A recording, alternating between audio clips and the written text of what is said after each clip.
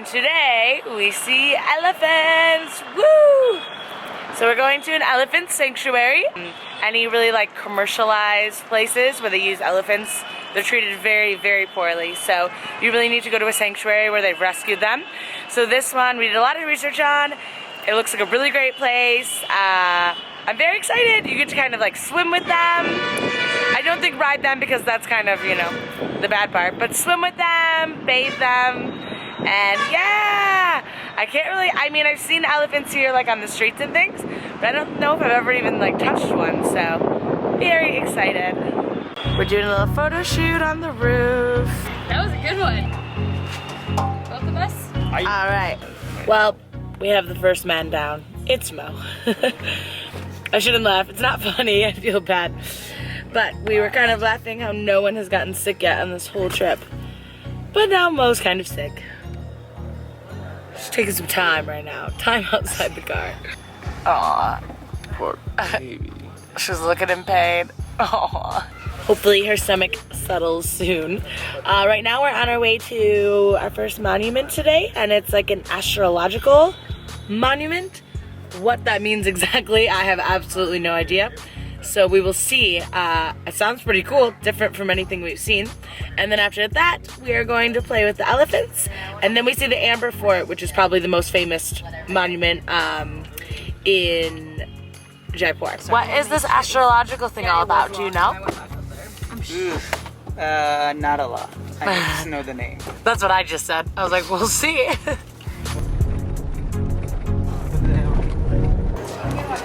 Okay, this is the simplest of all instruments in the observatory. Points towards the North Pole at a 27-degree angle, which is the latitude of Jaipur on the globe.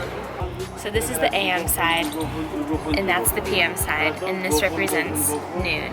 And based on where the shadow of light falls, you can determine the time. We just tried it, and it was accurate to the minute.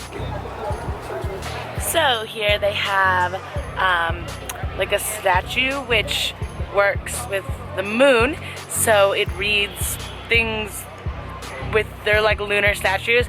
Sorry, some of this is going over my head, but it's really amazing because it's all instruments they used in ancient time to record the time, the month, the date. It's really amazing. Anyways, the one that is active right now, of course, is the one for Pisces, since we are right now in the beginning of March, and I am also a Pisces, so it's pretty cool. Here is my lunar statue. So behind me is a much larger version of the first thing we saw, a sundial. It predicts not only the time, but also they use this to predict the monsoons.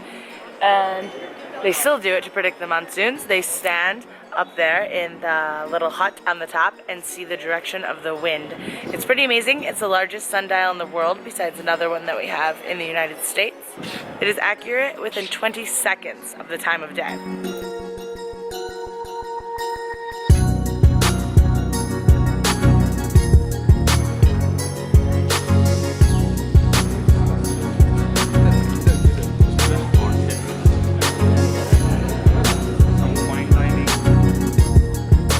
Left the city palace and the astronomical observatory, and now we are on our way to an elephant sanctuary, which should be pretty awesome. Okay, so sadly, change of plans, no elephants. We got here and we went to several, even the one that we had carefully researched online.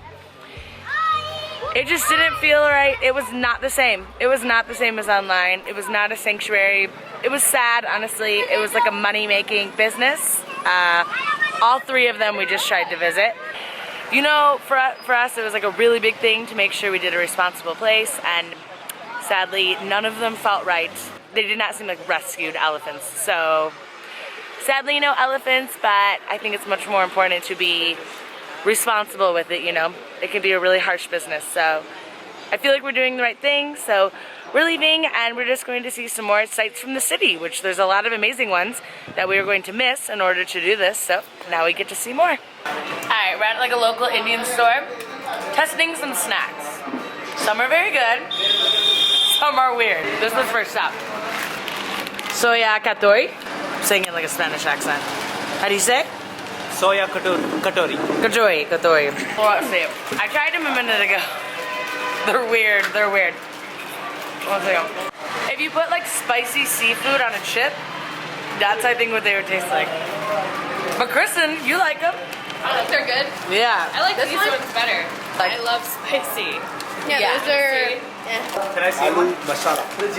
Agu masala. Potato. Masala means spicy potato. Spicy potato. The agu masala are not weird. They're actually good. But they're very spicy. Very spicy. This is delicious, whatever this thing is. It's like a common sweet. It's called like chicky. I'm not sure which country it is. I mean, I'm not sure which state it is from. That one's good. Yeah. I just finished eating it. Yeah. It's made with like peanuts and like jaggery. Yeah. So- I also have this one. It's rum. How perfect. I'm gonna guess that tastes like embarrassment. Shame. It's okay. That's the Trump cookie. Tastes like an asshole. He was gonna say. It tastes like a jerk, but actually it doesn't. It's pretty good. No, he was saying like I tried all. Tastes like expectations met to me. Besides, obviously, all the Indian food, the paneers, whatever. The best snack you can get in India, this shit. Appy Fizz. It's like apple juice as a soda. Oh my god. We got it by mistake at first, and now we're like obsessed with it and clearing out every convenience store. Born Vita? So Bornvita is like a typical drink in India that it's generally it's kind of like Nesquik, and it's in that flavor. Ooh, So let's see, it's like chocolate Nesquik cookies. It's a treat. That's what Treat Monster? exactly. You like it? What does your palate tell you? Monster. The flavor profile is unique. I like it. I think it's really good. It tastes like a chocolate cookie. Indian crying American candy.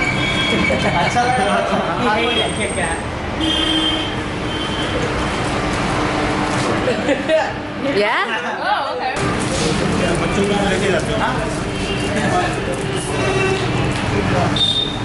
What is this, an Oreo? Yeah.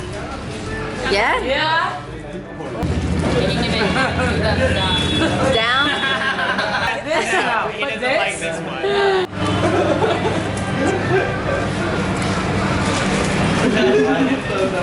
It was bad?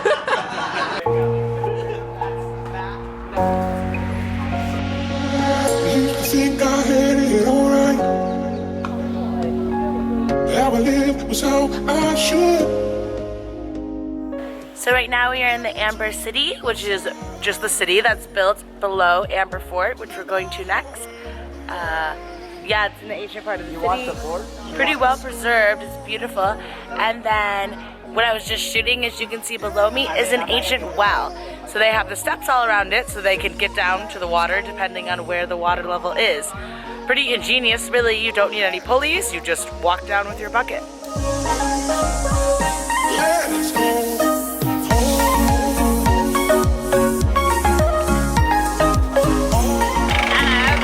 Woo!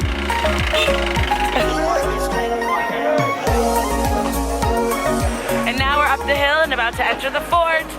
It looks cool, very pink. Well, salmon pink. So we just found out that this is the third largest wall in the world. The first one is, of course, in China. The second, I don't remember.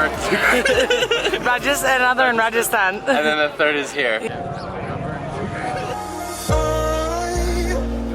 I never wanna let you down. I never wanna let you go. Good time. So now we're in the public areas of the fort where they would hold trials and processions and things like that. And the view we're looking at right now would be from like the royal family's quarters down on a really beautiful lake. Not much to say, I just wanted to film in front of these cool arches. I really think I should like give some photography lessons like to benefit people for these. So this is how you shoot a Christian rock band photo cover. Alright, that's a wrap, guys. That was excellent. My main talent.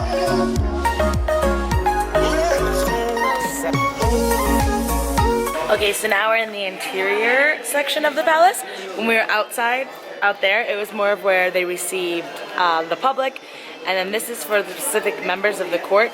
Back here is the summer palace, and then on that side is the winter palace, because they figured out how to keep it cool out here and then warm on the inside in the winter. Okay, we are now across the garden in the winter palace, and as you can see, the walls are completely covered with mirrors. And there's two reasons for this. Well, besides it looking beautiful, and this is the biggest mirrored palace in the world, is because the queens would sleep here, and the queens were not allowed to sleep under the night sky. They weren't allowed to sleep in the open air. So if you light a candle, it reflects in every single mirror millions of times and looks like stars. So it ends up looking like the stars in the night sky. So it's looked very beautiful. Also in the winter, when you lit the candles, the mirrors would reflect and generate heat. So it could keep the palace warm in the winter. Pretty ingenious if you ask me.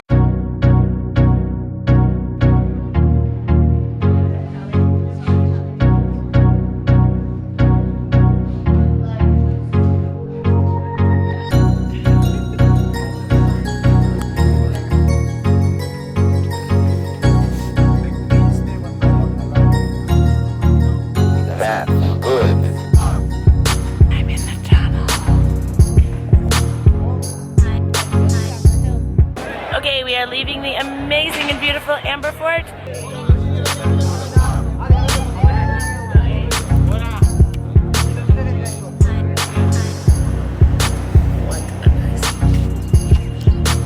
So behind me is the water court, and this building is one of the palaces of the king.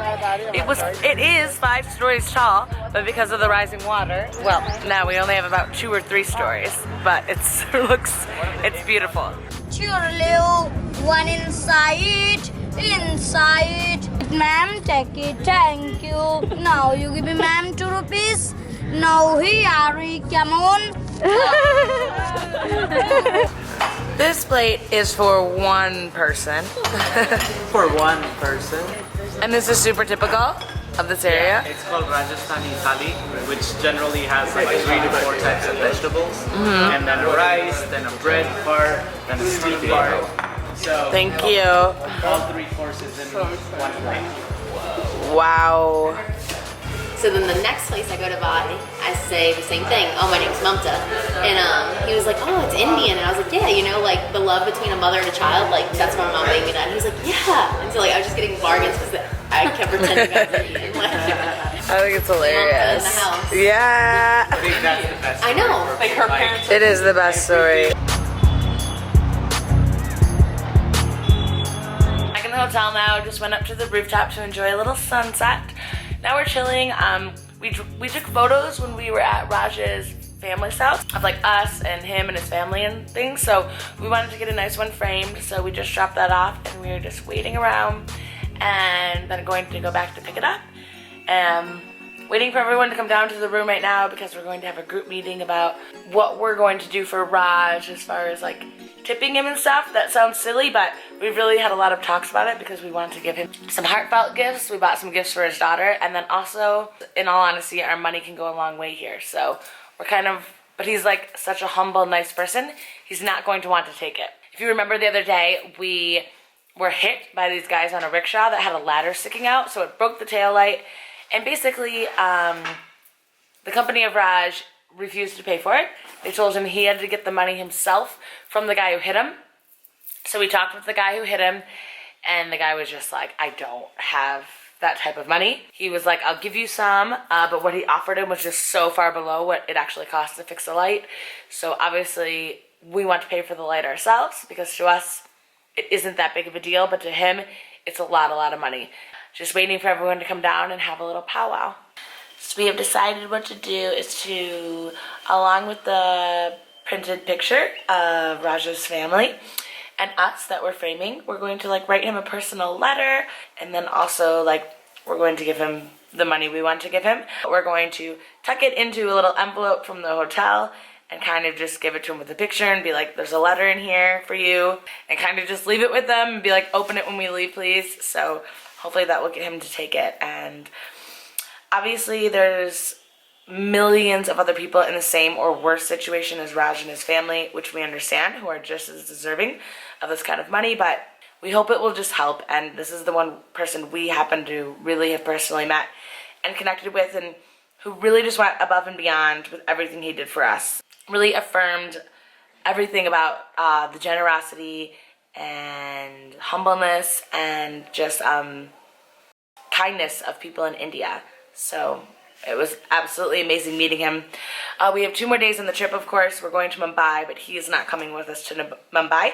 He will drive back to New Delhi tomorrow. So it will be sad to say goodbye to him. So here's the finished letter. Those mistakes. And then we all wrote in English because he'll be able to find someone to translate it. So just a little something. We're going to go to sleep because we have a very early flight tomorrow. So I shall see you in the morning. Good night. I hope you guys enjoyed the stunning Amber Fort. Click on the video of day 8 to come with me to the modern and hectic city of Mumbai.